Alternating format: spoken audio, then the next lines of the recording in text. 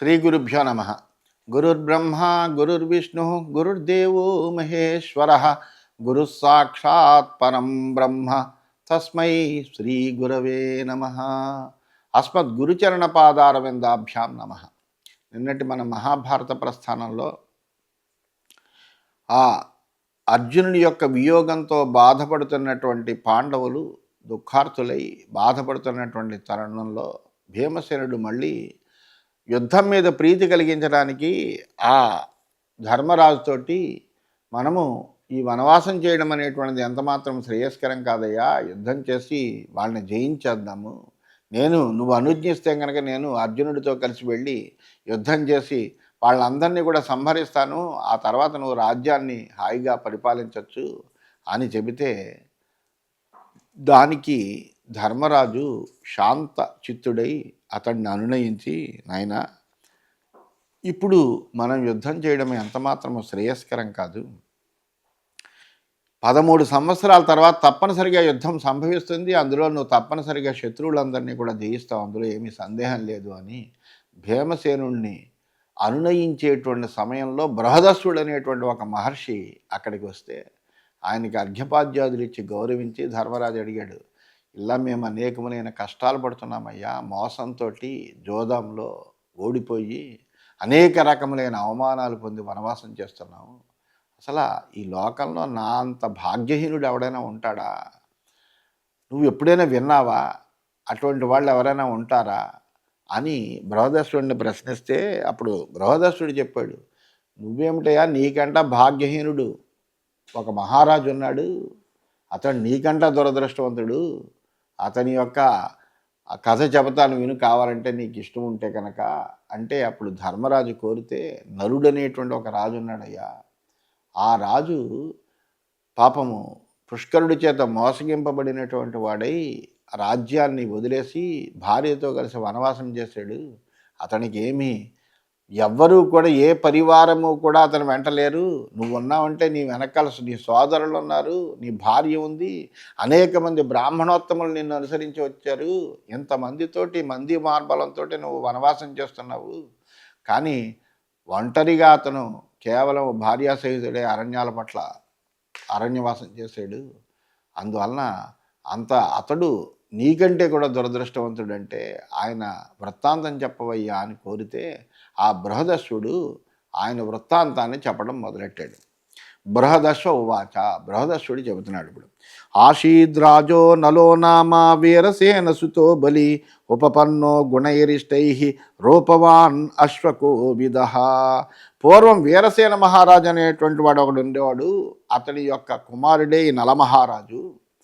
ఇతడు ఎటువంటి వాడంటే సమస్తములైనటువంటి సద్గుణములు కలిగినటువంటి వాడు, గొప్ప బలం కలిగినటువంటి వాడు, మంచి రూపవంతుడు, అద్భుతమైనటువంటి అందగాడు, అంతేకాకుండా అశ్వశాస్త్ర కోవిదుడు, అంటే అశ్వశాస్త్రాన్ని క్షుణ్ణంగా తెలిసినటువంటి వాడు. అతిష్టన్ మనుజేంద్రాణం మూర్ధ్ని దేవపతిర్యథా ఉపర్యుపరి సర్వేషాం ఆదిత్య ఇవ తేజస బ్రహ్మణ్యో వేద విచ్చూర నిషధేషు మహీపతి అక్షప్రియ సత్యవాదీ మహాన్ అక్షౌహిణీపతి. ఆ నిషధ దేశాన్ని పరిపాలించేటువంటి నలమహారాజుకి అక్షౌహిణి సేన ఉందయ్యా. ఆనాటి రాజుల్లో మహేంద్రుల్లాగా సూర్య భగవానుడు వల్ల అత్యంతమైనటువంటి తేజస్సు కలిగినటువంటి వాడై వేదవిధుడైనటువంటి బ్రహ్మణ్యమూర్తిగా ఉండేటువంటి వాడు. అటువంటి నలుడు కూడా పాచికలాటలో మంచి ప్రీతి కలిగినటువంటి వాడు, అంతేకాకుండా సత్యాన్నే మాట్లాడేటువంటి వాడు. ఈప్సితో వరణారీణాం ఉదార సంయతేంద్రియ రక్షిత ధన్వినాం శ్రేష్ఠ సాక్షాదివ మనుస్వయం. సుందరమైనటువంటి స్త్రీల యొక్క మనస్సులని కరిగించి మైపరిపించేటువంటి రూపం కలిగినటువంటి వాడు, అతన్ని అంతటి అద్భుతమైనటువంటి సౌందర్యం కలిగినటువంటి వాడు, ఉదారమైనటువంటి బుద్ధి కలిగినటువంటి వాడు, ఇంద్రియాల్ని జయించినటువంటి వాడు, ధనుర్ధారుల్లో కల్లా శ్రేష్టమైనటువంటి వాడు, సాక్షాత్తు మనువులాగా లోకరక్షకుడై రాజ్యాన్ని పరిపాలిస్తున్నాడు, అతడే నలుడయ్యా. తథైవాసీత్ విదర్భేషు భీమో భీమ పరాక్రమ శూర సర్వగుణైర్యుక్త ప్రజాకామస్స చాప్రజ. అదే కాలంలో విదర్భ దేశాన్ని భీమ మహారాజు పరిపాలించేవాడు. అతడు కూడా మంచి పరాక్రమవంతుడు, మంచి సద్గుణాలు కలిగినటువంటి వాడు, కానీ సంతానం లేదు అతనికి. సంతానం కావాలనేటువంటి కోరిక కలిగినటువంటి వాడై ఉన్నాడు. స ప్రజార్థే పరం యత్నం అకరోత్ సుసమాహిత తమభ్యగచ్చద్ బ్రహ్మర్షి దమనో నామ భారత. ఆ భీమ మహారాజు సంతానం కోసమని అనేక విధాల ప్రయత్నం చేస్తున్నాడు. ఆ సమయంలో బ్రహ్మర్షి అయినటువంటి దమనుడు స్వయంగా భీమర మహారాజు యొక్క భవనానికి వచ్చాడు. ఆ దమన మహర్షి తం సద్భీమ ప్రజాకామ తోషయామాస ధర్మవిత్ మహిష్యాస రాజేంద్ర సత్కారేణ సువర్చసం. సంతానార్థి అయినటువంటి భీమ మహారాజు ఆ వచ్చినటువంటి ఆ దమన మహర్షిని ఎంతో ఆదరంతో తన భార్యతో కలిసి ఆ మహర్షిని పూజించి గొప్ప సత్కారాలన్నీ కూడా చేసి ఆయన సంతోషపెట్టాడు. తస్మై ప్రసన్నో దమన సభార్యాయ వరందదో కన్యారాత్రం కుమారాంశ త్రీన్ ఉదారాన్ మహాయశాహ. ఆ చక్రవర్తి చేసినటువంటి స్వాగత సత్కారాలకి బాగా సంతృప్తి చెందాడు దమన మహర్షి. దాంతో అతను మహారాజు పట్ల ప్రసన్నుడైనటువంటి వాడై, అతని యొక్క బాధ తెలుసుకున్నటువంటి వాడై అతనికి తన యొక్క తపో విశేషం చేత అనుగ్రహాన్ని ఇచ్చాడు. ఎటువంటి అనుగ్రహం అంటే వాళ్ళకు ఒక పుత్రికారత్నంతో పాటు మంచి కీర్తి ప్రతిష్టలు కలిగేటువంటి ఉదార స్వభావులైనటువంటి 3 పుత్రులు కూడా కలిగేటట్టుగా ఒక వరాన్ని ఇచ్చాడు వాళ్ళకి. అందువలన ఆ విధంగా వాళ్ళకి సంతానం కలగడానికి ఆయన యొక్క అనుగ్రహం కారణమైంది. దమయంతీం దమం దాంతం దమనంచ సువర్చసం ఉపపన్నాన్ గుణై సర్వై భీమాన్ భీమ పరాక్రమాన్. అలా భీమ మహారాజు దంపతులకు ఆ దమన మహర్షి ఇచ్చినటువంటి వరప్రభావంతో కొంతకాలానికి ఒక కుమార్తె 3 కుమారులు కూడా కలిగారు. పుత్రికకు దమయంతి అని పేరు పెట్టారు. అంటే ఇదంతా కూడా దమన మహర్షి యొక్క అనుగ్రహం కాబట్టి ఆ పుత్రికకు దమయంతి అని, కొడుకులకి వరుసగా దముడు, దాంతుడు, దమనుడు అనేటువంటి పేర్లు పెట్టారు. వీళ్ళందరూ కూడా మంచి భయంకరమైనటువంటి పరాక్రమం కలిగినటువంటి వాళ్ళు అయ్యారు. దమయంతీతు రూపేణ తేజస యశసా శ్రియా సౌభాగ్యేన చ లోకేషు యశప్రాపసు మధ్యమా. ఆ దమయంతి కూడా అత్యద్భుతమైనటువంటి రూపముతోటి, తేజస్సుతోటి, కీర్తితోటి, సౌభాగ్యంతో, సంపదలతోటి తొలతూగుతూ లోకంలో చాలా కీర్తి పొందిందయ్యా. అధతాం వయసి ప్రాప్తే దాసీనాం సమలంకృతాం శతం శతం సఖీనాంచ పర్యుపాసీమివ. యుక్త వయస్సు వచ్చేటప్పటికి ఆ దమయంతి సర్వాలంకార శోభితయ్యి 100 మంది దాసీ జనం చేత, 100 మంది సఖీ జనం చేత సేవలు చేయించుకుంటూ శచీదేవిలాగా శోభిస్తోంది. తత్రస్మ రాజతే భైమీ సర్వాభరణ భూషిత సఖీ మధ్యే అనవద్యాంగి విద్యుత్ సౌదామిని యథా. ఆ సర్వాభరణ భూషిత అయినటువంటి దమయంతి ఆ సఖులందరి మధ్యలోనూ కూడా ఎలా ఉందయ్యా అంటే మెరుపు తీగలాగా శోభిస్తోందయ్యా. అతీవ రూప సంపన్న శ్రీరివాయతలోచన న దేవేషు న యక్షేషు తాదృగ్రూపవతి క్వచిత్. ఆ దమయంతి మహాలక్ష్మిలాగా విశాలమైనటువంటి నేత్రములతోటి, అసాధారణమైనటువంటి రూపలావణ్యాలతోటి ప్రకాశిస్తూ ఉంది. అసలు అంతటి రూపవతి, అంతటి సౌందర్యవతి కూడా దేవతల్లో కానీ, యక్షుల్లో కానీ, గంధర్వుల్లో కానీ ఎక్కడా లేదు. అంత గొప్పదైనటువంటి సౌందర్యంతో అలరాడుతోంది.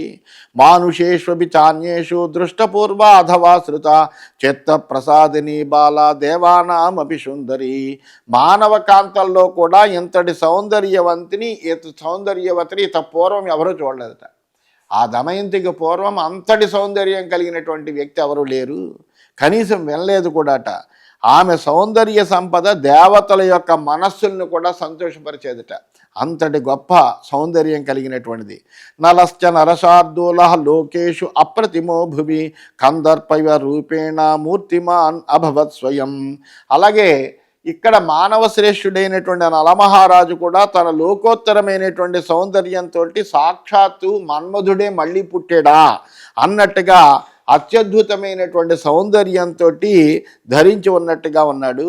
తస్యాహ సమీపే తు నలం ప్రశంసు కుతూహలాత్ నైషధస్య సమీపే తు దమయంతీం పునః పునః.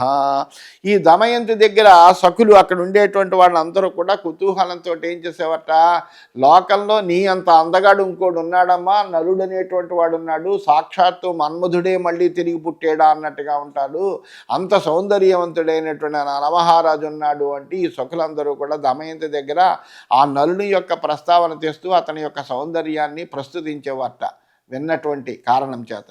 అలాగే నలుడి దగ్గర ఆ నలుడి యొక్క మిత్రుడు, అక్కడ ఉండేటువంటి సేవకులు వాళ్ళందరూ కూడా దమయంతి యొక్క స్వరూపాన్ని ప్రశంసిస్తూ, దమయంతి అనేటువంటిది భీమ మహారాజు యొక్క పుత్రిక ఉందయ్యా, చాలా అద్భుతమైనటువంటి సౌందర్యం కలిగిందట ఆమె, అటువంటి ఆ సౌందర్యవతి అయినటువంటి ఆ దమయంతి యక్షుల్లో కానీ గంధర్వుల్లో కానీ మనుష్యుల్లో కానీ అంతటి సౌందర్యం కలిగినటువంటి వాళ్ళు ఎవరు ఇంత పూర్వము ఎవరి చేత చూడబడలేదట, అద్భుతమైనటువంటి లావణ్యం కలిగినదిట అని ప్రస్తావిస్తూ ఉండేవారట.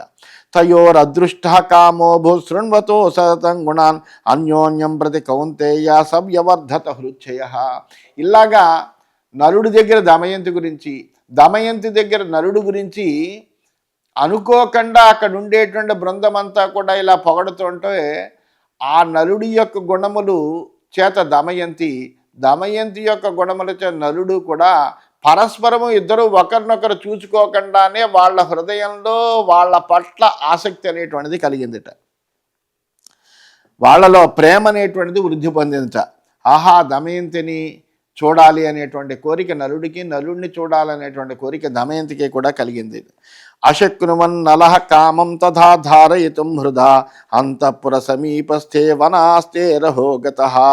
ఆ నలమహారాజు తన మనస్సులో ఆ దమయంతి గురించి విన్నటువంటి విషయాలు విన్న తర్వాత ఆమె మీద కలిగినటువంటి ప్రేమ, ఆమె ఆ కోరికను భరించలేక తన అంతఃపురానికి సమీపంలో ఉండేటువంటి ఉద్యానవనంలో కొంత సమయం గడపడం కోసం ఒక్కడు వెళ్ళేట. సదదర్శ తతో హంసాన్ జాత రూప పరిష్కృతాన్ వనే విచరతాం తేషాం ఏకం జగ్రాహ పక్షిణం. ఆ సమయంలో తన ఉద్యానవనంలో సంచరిస్తున్నటువంటి హంసల్ని చూసేట, చక్కటి బంగారు హంసలటవి ఎంతో బాగున్నాయట. ఎంతో అందంగా ఉన్నటువంటి హంసల్ని చూసాడు, ముచ్చటపడ్డాడు. వాటిలో ఉండేటువంటి ఒక హంసను అలా పట్టుకున్నట్టు కూడా. తతో అంతరిక్ష గోవాచం యాజహారనలం తదా హంతవ్యోస్మినతే రాజన్ కరిష్యామి తవ ప్రియం. అలా నలమహారాజు ఆ హంసను ఇలా పట్టుకునేటప్పటికీ ఆ హంస భయపడింది. ఏమిటి, మహారాజు నన్ను పట్టుకున్నాడు, నన్ను చంపేస్తాడేమో అని ఒక భయంతో వెంటనే ఆ నలమహారాజుతో ఏమందిటంటే, రాజా నువ్వు నన్ను చంపకయ్యా, నేను నీకు ప్రియం చేస్తాను అని పలికిందిట ఆమె.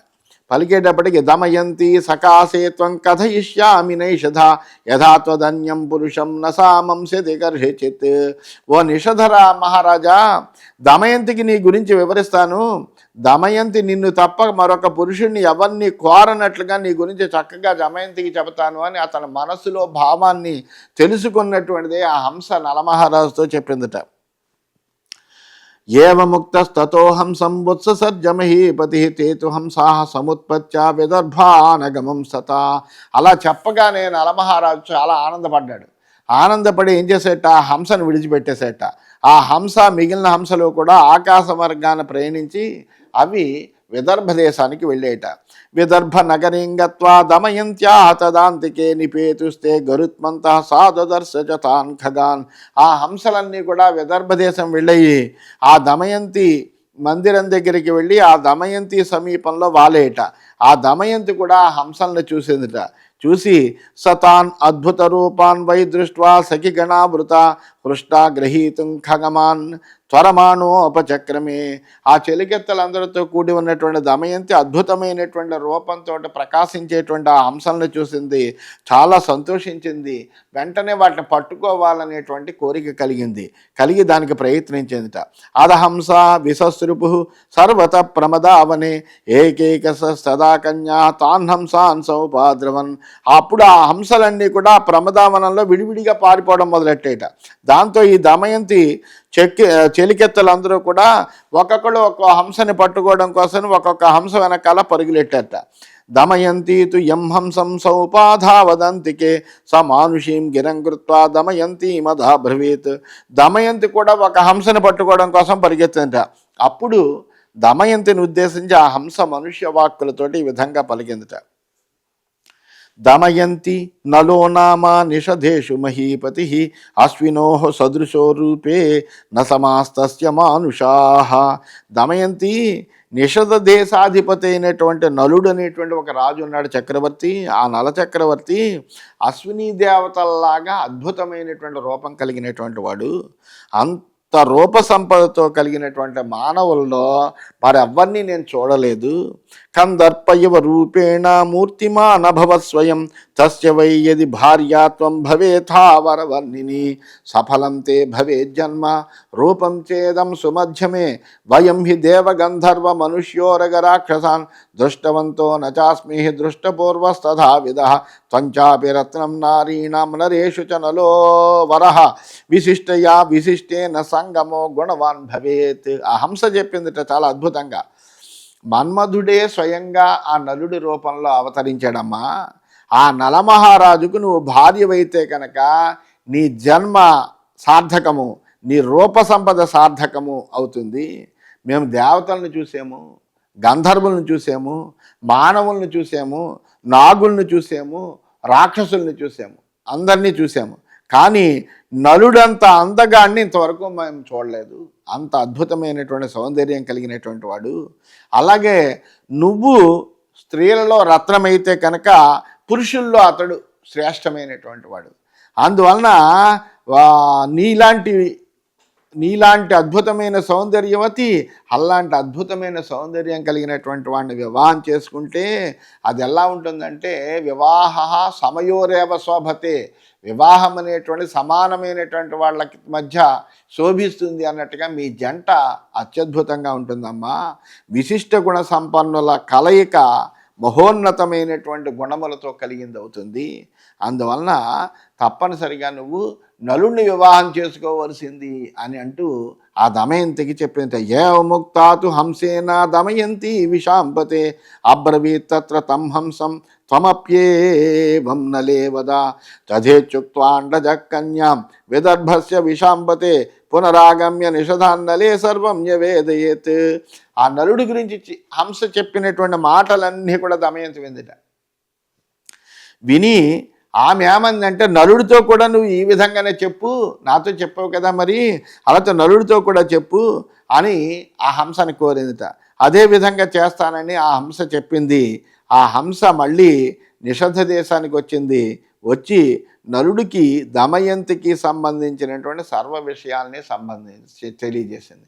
ఈ విధంగా నలదమయంతుల మధ్య హంస రాయబారం అని హంస రాయబారం చేసింది. వాళ్ళిద్దరి యొక్క ప్రేమ పరిపుష్టికి ఆ హంస వాళ్ళిద్దరి మధ్య కూడా రాయబారం చేసింది. ఇది శ్రీమన్ మహాభారతే వనపర్వణి నలోపాఖ్యాన పర్వణి హంస దమయంతి సంవాదే 53తమోధ్యాయ. ఈ విధంగా శ్రీమన్ మహాభారతంలో వనపర్వంలో నలోపాఖ్యాన పర్వం అనే ఉపపర్వంలో హంస దమయంతి సంవాదం అనే 53వ అధ్యాయం. ఈ భారతంలో ఉండేటువంటి ఈ ఉపాఖ్యానాల్ని ఆధారంగా అనేకములైనటువంటి మహాకావ్యాలు వచ్చాయి. ఇప్పుడు ఇంత క్రితం మనం చెప్పుకున్నటువంటి ఆ కిరాత రూపంలో వచ్చినటువంటి పరమేశ్వరుడు అర్జునుడు తపస్సు చేసుకోవడానికి వెళ్ళి ఆ పాశుపతాస్త్రాన్ని సంపాదించడం అనేటువంటిది ఏదైతే ఉందో దానికి సంబంధించిన ఆ విషయాన్ని తీసుకుని కిరాతార్జునమైనటువంటి మహాకావ్యాన్ని భారవి రచిస్తే ఈ నలదమయంతుల యొక్క చరిత్రని ఆధారంగా తీసుకుని గొప్పదైనటువంటి నైషధ మహాకావ్యాన్ని రచించాడు శ్రీహర్షుడు. అందువలన అంత అద్భుతమైనటువంటి కావ్యాల్ని ఈ మహాభారతంలో ఉండేటువంటి ఒక్కొక్క చిన్న ఉపాఖ్యానము మన లోకానికి అందించింది. అంతటి అద్భుతమైనటువంటి విషయాలు ఈ మహాభారతంలో ఉన్నాయి. ఈ విధంగా మహాభారతంలో 53వ అధ్యాయం నలోపాఖ్యానం అనే ఉపపర్వంలో హంస దమయంతి సంవాదం అనే 53వ అధ్యాయం అయింది. మనం 54వ అధ్యాయంలోకి ప్రవేశించాం. బృహదసుడు ఈ వృత్తాంతాన్ని అంతటినీ కూడా యుధిష్ఠిరుడికి చెబుతున్నాడు. అయితే ఈ వృత్తాంతాలన్నీ కూడా వైశంపాయనుడు జనమేజయుడికి చెబుతున్నాడు. బృహదస్సుడు చెబుతున్నాడు. దమయంతీతు తచ్చుత్వా వచో హంసస్య భారత తత ప్రభృతి నస్వస్థానలం ప్రతి బభూవస. ఆ బృహదస్సుడు ధర్మరాజా, ఆ నలుడు గురించి హంస చెప్పినటువంటి మాటలు విన్న నాటి నుంచి దమయంతి అతడి గురించే మనసులో ఆలోచిస్తూ బాగా అస్వస్థత పొందిందయ్యా. తతశ్చింతాపరా దీనా వివర్ణ వదనా కృషా బభూవ దమయంతి తు నిశ్వాస పరమాతదా. ఆ దమయంతి నలమహారాజు గురించి ఆలోచిస్తూ దీనురాలైంది. అంతేకాదు కృషించిపోయిందయ్యా. వివర్ణ వదనంతో నిట్టూర్పుల పాలైంది. ఊర్ధ్వదృష్టిర్ధ్యానపర బభూవోన్మత్త దర్శన పాండువన్నాక్షిణేనాథ హృచ్ఛయావిష్టచేతన. ఎప్పుడు అలా పైకి చూస్తూ ఉంటుందట. ఆ నలమహారాజునే తలుచుకుంటూ ఉంటుంది. పిచ్చిదానిలా కనిపిస్తోంది. శరీరం అంతా పాలిపోయి వివర్ణమైంది. మన్మథావేశం మనసును ఆవరించింది. న శయ్యాసన భోగేషు రతిం విందతి కర్హిచిత్ న నక్తం నది వాషేతే హాహేతి రుదతి పునః. సరిగ్గా నిద్రపోదు, సరిగ్గా కూర్చోదు, భోగాలను అనుభవించే విషయంలో ఏమీ ఆసక్తి చూపించదు. రాత్రి కానీ పగలు కానీ అసలు నిద్ర లేదుట ఆమెకి. అలాగే ఏదో బాధపడుతోంది, ఆహాకారాలతోటి ఏడుస్తోంది, ఆహారాన్ని స్వీకరించట్లేదు. ఇలా చాలా అస్వస్థురాలైంది. తాం అస్వస్థాం తదాకారం సఖ్యస్థా జజ్ఞురింగితై తతో విదర్భపతయే దమయంత్యాః సఖీ జనః న్యవేదయత్తామస్వస్థాం దమయంతీం నరేశ్వరే తచ్ఛ్రుత్వా నృపతిర్భీమః దమయంతీం సఖీ గణా చింతయామాస తత్కార్యం సుమస్వాం సుతాం ప్రతి కిమర్థం దుహితామేజ్యానాతి స్వస్థేన లక్ష్యతే. ఆ దమయంతి యొక్క ఆకృతిని చూసి ఆమెను పరిశీలించి ఆ అస్వస్థతకు కారణాన్ని చెలికెత్తలు గమనించారు.